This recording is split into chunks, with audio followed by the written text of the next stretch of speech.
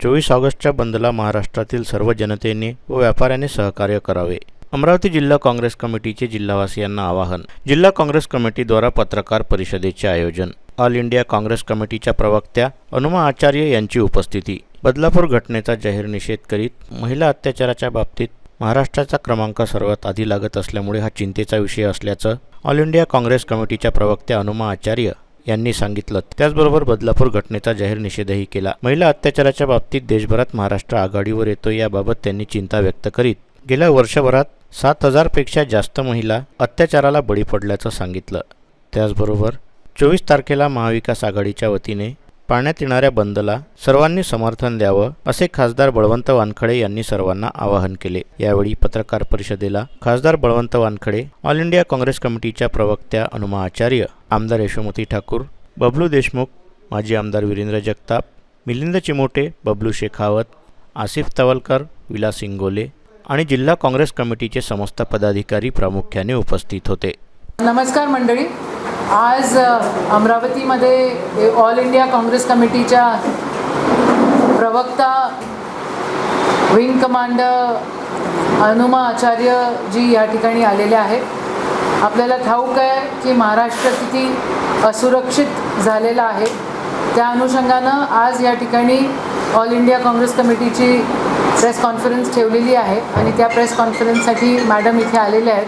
इथे उपस्थित आपले जिल्हाध्यक्ष बबलूदादा, शहर अध्यक्ष शेखावतदादा, या ठिकाणी खासदार बळवंतदादा वानखडे, माजी आमदार वीरेंद्रदादा जगताप, या ठिकाणी माजी मेयर विलासदादा इंगोले आणि मिलिंददादा चिमोटे इथे आहेत. महिला काँग्रेसचे अध्यक्ष या ठिकाणी आहेत आणि आमचे प्रदेशचे सेक्रेटरी आसिफभाई तवक्कल या ठिकाणी आहेत. माझी कमांडर मैडमला विनंती है कि अपन शुरू करें. नमस्कार और आप सभी का स्वागत है. सबसे पहले मैं 3 बार की त्योसा की हमारी विधायक यशोमती जी का और डीसीसी के दोनों प्रेसिडेंट्स का, हमारे पदाधिकारियों का और जो लोग संवैधानिक पदों पर हैं उन सभी का बहुत बहुत धन्यवाद करती हूँ कि अमरावती के आप सभी प्रबुद्ध पत्रकारों से मिलने का और एआईसीसी की तरफ से बात रखने का मौका दिया. बात उस महाराष्ट्र की कर रहे हैं जहाँ से छत्रपति शिवाजी महाराज आते हैं, जहाँ से सावित्रीबाई फुले, जहाँ से जो बाबा साहब अंबेडकर की भी कर्मभूमि रही है. और उससे भी पहले संस्कृति में देखेंगे तो संत एकनाथ, ज्ञानेश्वर, संत तुकाराम, सभी बड़े बड़े नाम जिन्होंने संस्कृति को समृद्ध किया. और उसी महाराष्ट्र का नाम आज बाल अपराधों में सबसे ज़्यादा देश में 20,762 बाल अपराधों के साथ महाराष्ट्र पहले नंबर पर है. ये जो घटना हुई बदलापुर की, इससे आप सभी वाकिफ़ हैं. 12 तारीख को घटना होती है, 12 या 13 तारीख को बच्चा जाना नहीं चाहता स्कूल, 14 तारीख को, और फिर माँ बाप को पता चलता है कि बच्ची को जब वो डॉक्टर के पास लेकर जाते हैं तो पता चलता है कि उसका यौन उत्पीड़न हुआ है और स्कूल में हुआ है. उसके बाद वो अपने किसी मित्र, दूसरे अभिभावक से जब बात करते हैं तो वो भी बताते हैं कि वो उनकी बच्ची भी नहीं स्कूल जाना चाहती, और उसका भी जब चेकअप होता है तो यौन उत्पीड़न का पता चलता है. जिसके बाद परिवार स्कूल के पास जाके इसकी शिकायत करता है. लेकिन महाराष्ट्र के मुख्यमंत्री का बदलापुर में उस दिन म्यूनिसिपैलिटी में कोई प्रोग्राम है तो स्कूल वो बात नहीं सुनता.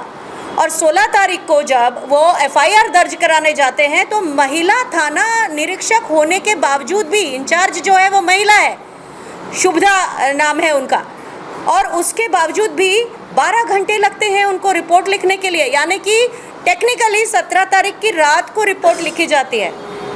17, 18, 19 तारीख, 17 तारीख को आरोपी को पकड़ा जाता है.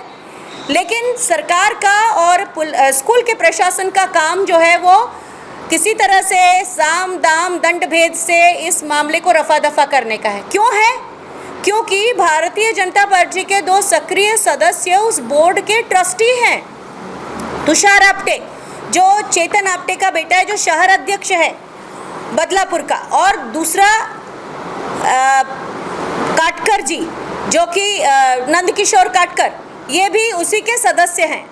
तो इस कारण से शायद पुलिस भी उसे रफा दफा करना चाहती है और स्कूल भी रफा दफा करना चाहता है, और तब जाके विपक्ष की पार्टियां उसका आंदोलन शुरू करती हैं जिसमें लोकल लोग हैं, और उस आंदोलन के बाद जाकर स्कूल का प्रशासन प्रिंसिपल को बर्खास्त करता है, क्लास टीचर को बर्खास्त करता है, जो उनको बाथरूम तक लेकर जाते हैं उन परिचारकों को बर्खास्त करता है, और उसके बाद ही थाना के जो प्रभारी हैं उनको भी बर्खास्त किया जाता है।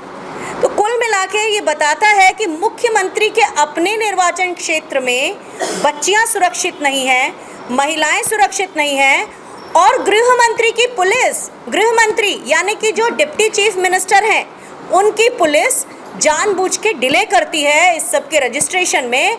और मुख्यमंत्री क्या कर रहे थे? सतारा में आराम फरमा रहे थे जब यहाँ पर बदलापुर में जन आंदोलन हो रहा था। और डिप्टी सीएम क्या कर रहे थे? वो अपनी गोटियाँ टाँका फिट करने के लिए गए थे। कहाँ गए थे? दिल्ली गए थे। तो ये सारी चीज़ें बताती है कि महाराष्ट्र में जिस तरीके से भारतीय जनता पार्टी और उनके साथ जो महायुति है, ये जिस तरह का शासन कर रहे हैं, इसमें महिलाएं सुरक्षित नहीं हैं। पिछले एक हफ्ते में ही 4 ऐसी घटनाएं हुई हैं। आप सभी को मालूम है कि इस घटना के बाद भी अकोला में एक 10 साल की बच्ची, जिसके शिक्षक ने पोर्नोग्राफिक वीडियोस दिखाए और उसका फिर मौत हो जाती है, तो ये एक और घटना होती है। इसके पहले हम देख चुके हैं महाराष्ट्र में ही अक्षता म्हात्रे का केस है, यशस्वी का केस है। तो दिखने में आता है कि जो महाराष्ट्र संस्कृति के लिए प्रसिद्ध था, आज उसी महिला को सम्मान करने की संस्कृति के विरोध में जा रहा है। क्यों जा रहा है? क्योंकि सरकार, शायद जैसे केंद्र सरकार का रवैया है, जैसे कि भारतीय जनता पार्टी की हर सरकार का रवैया है, आप सभी को मालूम है। ये होता क्यों है? ये होता इसलिए है कि कठुआ में बलात्कार होता है, बलात्कारी का सम्मान कर दिया जाता है। हाथरस में बलात्कार होता है, उन्नाव में होता है, सरकार बलात्कारियों का संरक्षण करती है। हमारे देश की सम्मान प्राप्त, जिनको पदक मिला, ऐसी महिला पहलवानों के साथ यौन उत्पीड़न होता है, सरकार उसको संरक्षण देती है जो यौन उत्पीड़क है। सरकार मणिपुर की घटना के बाद भी जो मुख्यमंत्री कुछ नहीं करता, उसका संरक्षण करती है। तो ये सारी चीज़ें एक पूरे समाज को व्यथा देने वाली हैं, एक पूरे समाज पर लानत भेजने वाली हैं, सामाजिक चेतना की जागृति का आह्वान करने वाली हैं। क्योंकि आज भी इतनी घटनाएं होने के बाद अगर सामाजिक चेतना अब भी नहीं जागेगी, तो क्या सामाजिक चेतना जागने के लिए हमें अपने घर में इस तरह के किसी होने का इंतज़ार करना होगा? ये बहुत सोचने की बात है। महाराष्ट्र चूँकि एक ऐसा प्रदेश रहा है जैसे जहाँ पहले महिलाएं बहुत सुरक्षित थीं, लेकिन पिछले 1 साल में यहाँ 7,000 से ज़्यादा महिलाओं के प्रति रेप के जो मामले आए हैं, यानी कि एक दिन में 21 बलात्कार। तो महाराष्ट्र का क्या हाल होता चला जा रहा है, इसकी जागृति यहाँ के लोगों को होना चाहिए। तो हम ये कहना चाहते हैं कि आज ये सवाल है कि इतनी कोताहियाँ, पहली चीज़ जो स्कूल है उसने कॉन्ट्रैक्चुअल लोगों को रखा, तो बिना किसी जांच पड़ताल के रखा क्या? जिस कॉन्ट्रैक्चुअल एम्प्लॉइज़ के पास से वो व्यक्ति आया हुआ था, जो कॉन्ट्रैक्ट वाली कंपनी थी, उसको आपने ब्लैक लिस्ट किया, लेकिन क्या आपराधिक मुकदमा उसके ऊपर दायर किया? क्या उसके ऊपर ये कार्यवाही होगी?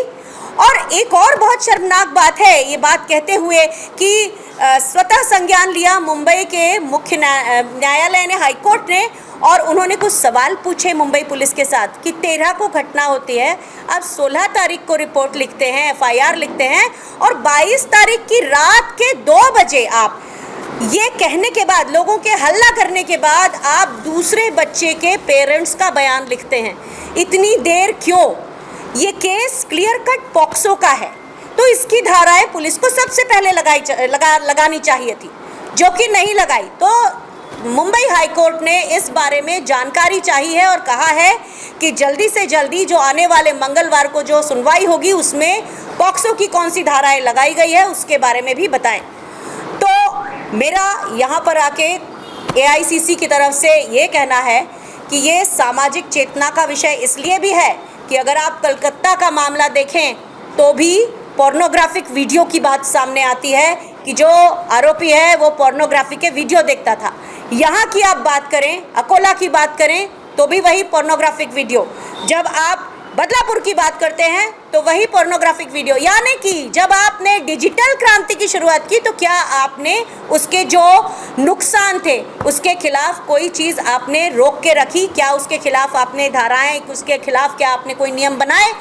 ये इसलिए भी एक छोटे उदाहरण से बता देती हूँ कि जब यूपीए की सरकार थी और मनमोहन सिंह जी देश की अर्थव्यवस्था को बहुत तेज़ी से आगे ले जा रहे थे, तो राष्ट्रीय सलाहकार परिषद ने ऐसे कुछ काम किए थे, जैसे मनरेगा, जैसे right to education, right to health, ये सारे इसलिए किए थे कि जो अमीरी गरीबी का जो भेद है वो बहुत तेज़ी से बढ़ रहा था, तो पहले ही उसका विचार करके पॉलिसी बनाना चाहिए। तो जब डिजिटल क्रांति आ रही थी तो सरकार को इसके ऊपर भी सोचना चाहिए था।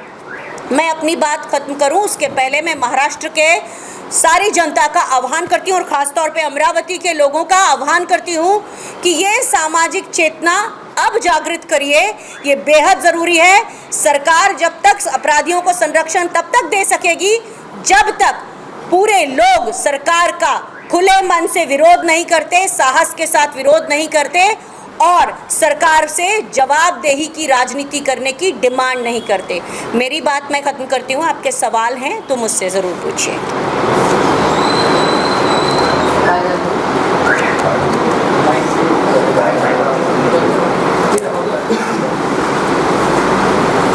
मेरा एक सवाल है, महाविकास आघाड़ी की सरकार थी, उसमें महाविकास आघाड़ी ने एक शक्ति कायदा लागू किया था, लेकिन उसकी अमलबजावनी अभी भी हुई नहीं है। इसके लिए तो अजित पवार ही मुझे मालूम आहे वो शक्ती कायदा त्यावेळेला आम्ही होतो, मी पण महिला बालकल्याण मंत्री म्हणून काम करत होती, त्यावेळेला तो कायदा होम मिनिस्ट्रीच्या अंडरमध्ये बनवण्यात आला। आदरणीय आपले अनिल देशमुख साहेब होम मिनिस्टर होते, आम्ही त्याच्यामध्ये पूर्ण सहभाग घेतला। तो कायदा बनवण्यासाठी पूर्ण डॉक्युमेंट राष्ट्रपतीकडे पोहोचवण्याचं काम महाराष्ट्राने महाविकास आघाडी सरकारने केलं। आता त्यावेळेला मंजूर करून आता त्यांच्या हातात आहेत, ते जे लोक सत्तेत बसलेले आहेत त्यांच्या हातात आहेत आणि होम मिनिस्टर ज्या पक्षाचे आहेत त्या पक्षाची सत्ता केंद्रामध्ये आहे, त्यांनी ते करावं। मैडम, हम जब अपोजिशन में रहते हैं तब हम इस तरह का सरकार का ब्लेम करते हैं, लेकिन अभी एडीआर ने एक अहवाल दिया है, उसमें देश भर में कितने पार्टियों में कितने लोग दागिए इस तरह के रेप से लेकर बाकी क्राइम है उनकी लिस्ट जारी की है। उसमें नो डाउट बीजेपी के सबसे ज़्यादा एमपी एमएलए है, तो कांग्रेस के भी उसमें लगभग 20-25 लोग हैं। तो फिर आपकी जो एमपी एमएलए है उनको क्या कार्रवाई करेंगे? इसकी कार्रवाई होनी चाहिए। एक बहुत साफ बात मैं आपको बताती हूँ कि कोई और बीजेपी के अलावा कोई भी सरकार होती है वो हमेशा उत्पीड़क जो होता है उसको कटघरे में खड़ा करती है, पीड़ित के साथ खड़ी होती है। तो कांग्रेस पार्टी कभी भी उत्पीड़क के साथ खड़ी नहीं हुई, चाहे वो हमारे लोग भी हो, कोई भी कभी रहे हो, लेकिन हमने हमेशा जो पीड़ित है उसका साथ दिया है। आप निर्भया केस को देख सकते हैं, पूरी की पूरी सरकार निर्भया के साथ थी, उसके पेरेंट्स के साथ थी, उसको सिंगापुर भेजा और जिस दिन उसकी बॉडी आई उस दिन वहाँ श्रीमती सोनिया गांधी और प्रधानमंत्री मनमोहन सिंह जी मौजूद थे। तो ये जो इस तरह की घटनाएं होती हैं जिसमें जो उत्पीड़क है उसका संरक्षण वो केवल बीजेपी के ही लोग करते हैं, कांग्रेस की सरकारों ने कभी नहीं किया। 25 लोग हैं आपके पार्टी में, इस तरह का अहवाल एडीआर ने दिया है, क्या ये लोग आज भी आपके पार्टी में हैं या नहीं? अगर होंगे नहीं, आप किसके बारे में बात कर रहे हैं हमको मालूम नहीं, आप लिस्ट दीजिए, बाद में हम स्पष्टीकरण करेंगे। आज की जो प्रेस कॉन्फ्रेंस है, जो आज महाराष्ट्र असुरक्षित हुआ है उसके बारे में है। डाइवर्ट नहीं करें आप, मेरी रिक्वेस्ट है आपसे, आप डाइवर्ट मत करो, क्योंकि महाराष्ट्र एक अजीब हालातों से गुजर रहा है, उस हालातों के ऊपर ध्यान देना भी बहुत ज़रूरी है। सरकारें आती है, सरकारें जाती है, लेकिन इस टाइप के अपराध जो है मतलब कंटिन्यूस होते रहते हैं। जब आप अपोजिशन में होते हो तो इस टाइप से आप बात करते हो, जब आप सत्ता में होते हो तो उस टाइप से बात करते हैं, लेकिन अपराध के मामले जो है कंटिन्यूस बढ़ते जाते हैं। लेकिन दो पार्टी मिलकर या कुल मिलाकर सब पार्टी मिलकर इसके ऊपर कुछ बात नहीं की है या इसके ऊपर कोई सोल्यूशन नहीं निकाला। चलिए आज पार्टी की बात छोड़ देते हैं, ठीक है, पार्टी की बात छोड़ देते हैं। अपने अंतरात्मा में झांक कर बताइए, पिछले 10 सालों में क्या ये घटनाएं बहुत तेज़ी से नहीं बढ़ी हैं? उसका कारण क्या है? जब सज़ा ही नहीं मिलेगी ना तो उत्साह बढ़ जाता है कि हम कुछ भी करेंगे, हमको सज़ा थोड़ी मिलेगी। तो ये जो चीज़ है ये इस देश ने पिछले 10 साल में देखी है। पार्टी पॉलिटिक्स बिल्कुल छोड़ दीजिए, लेकिन आप देखिए तो सही कि क्या पहले की कभी सरकारों ने जो आरोपी है उसे बचाने की इस तरह कोशिश की? नहीं की। आपको कोई ऐसा मिसाल नहीं मिलेगी। आरोपी को सबसे पहले कटघरे में लाने का काम पहले की सरकारें करती थी। ये केवल भारतीय जनता पार्टी के आने के बाद आपने देखा है। आप देखिए हमारे जो विनेश फोगट जैसे जो खिलाड़ी जिन्होंने इतने दिनों तक वहाँ पर आंदोलन किया, मीनाक्षी लेखी भाग रही थी उनसे जब पत्रकारों ने सवाल पूछा तो आप बताइए ये जो हालात है, जब रेखा शर्मा जैसे जो महिला आयोग के अध्यक्ष कुछ नहीं बात करते, ये हालात देश पहली बार देख रहा है। सत्ता में रहने वाले लोग उन लोगों को बचाते हैं जो महिलाओं के उत्पीड़क हैं, खास तौर पे महिलाओं के उत्पीड़कों को बचाया जाता है। उद्या महाविकास आघाडीच्या वतीनं या प्रकरणावर, बेलापूरच्या प्रकरणावर, बदलापूरच्या प्रकरणावर संपूर्ण महाराष्ट्रात बंद आहे।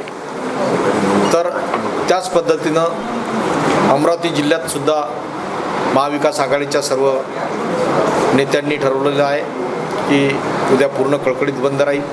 त्यामध्ये आम्ही एवढंच आवाहन करेल की शाळा असतील, कॉलेज असतील, या सर्वांनी सहकार्य करावं।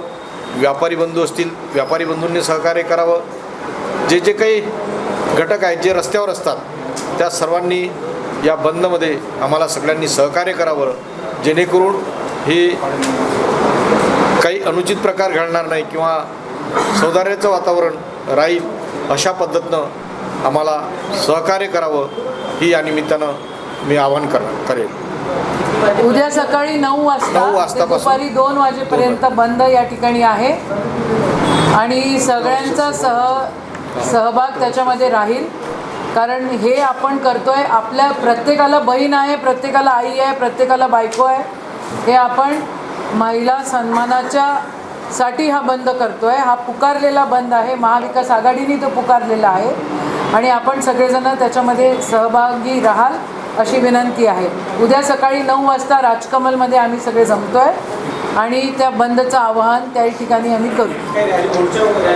नाही, आपण राजकमल चौकात 9 वाजता जमा होणार आहे। मग त्याच्यानंतर सगळं झाल्यानंतर मग शेवटी असं फिरून महात्मा गांधीचं जे आहे तिथं समाधीच्या तिथं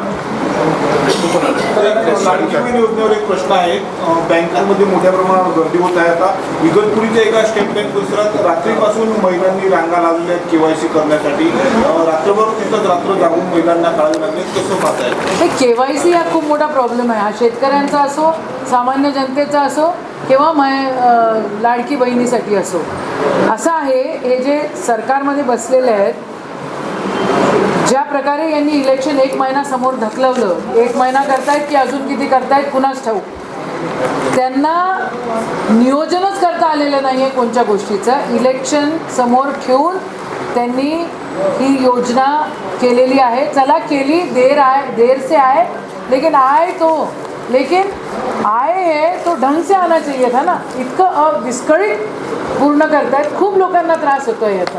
आता तुम्हीच सांगितलं की रात्रभर लाईनी आहे, बँकवाले अकाउंट्स जे फ्रीज झालेले होते किंवा जे अकाउंट सुरू केले त्यांची मागची बॅकलॉग काढून राहिले, त्याचं लोन काढून राहिलेलं आहे। म्हणजे महिलांना कोणाकोणाचे तर महिलांचे नाही, त्यांच्या भावांच्या नावाने ते पैसे जात आहेत। हा सगळा गोंधळ आहे। हा गोंधळ सरकारने निस्तरला पाहिजे आणि जशी महाविकास आघाडीचं सरकार असताना शेतकऱ्यांना कर्जमाफी दिली त्यावेळेला एकही कागद लागला नाही, गोंधळ झाला नाही, त्या प्रकारे योजना राबवली पाहिजे। काही विषयाचा लाडका भाऊ किंवा इंटर्नशिप आहे, त्याच्यामध्ये रात्री 12 वाजेपर्यंत सर्व चालतं, पहाटे 4 वाजेपर्यंत चालतं। आता महिलांनी काय रात्री 12 वाजता सर्व बसायचं, सकाळी 4 वाजता। बरोबर आहे, म्हणजे सरकारचं सुरू काय एवढं प्रेशर असताना त्याची अर्धा मिनिट बोलायचं आहे त्यांना। मेरा गृह राज्य मध्य प्रदेश है। मध्य प्रदेश एक ऐसा राज्य है जहाँ पे पिछले 4 सालों में 2 लाख बेटियाँ गायब हो गई हैं और जिनका कोई पता नहीं है। वहाँ जितने भी बलात्कार के केस होते हैं उसमें फिर से सरकार जो है वो उत्पीड़क के साथ होती है। तो वहाँ पर मेरा ये कहना है कि 29,000 स्कूल बंद हुए हैं, बेटियाँ न पढ़ पा रही हैं, ना उनको कोई शिक्षा का अधिकार रह गया है। तो यहाँ पर हम चाहते हैं पहले सुरक्षित बहना बनाए भारतीय जनता पार्टी, लाडली बहना बाद में, पहले बहना को सुरक्षित रखना बहुत ज़रूरी है।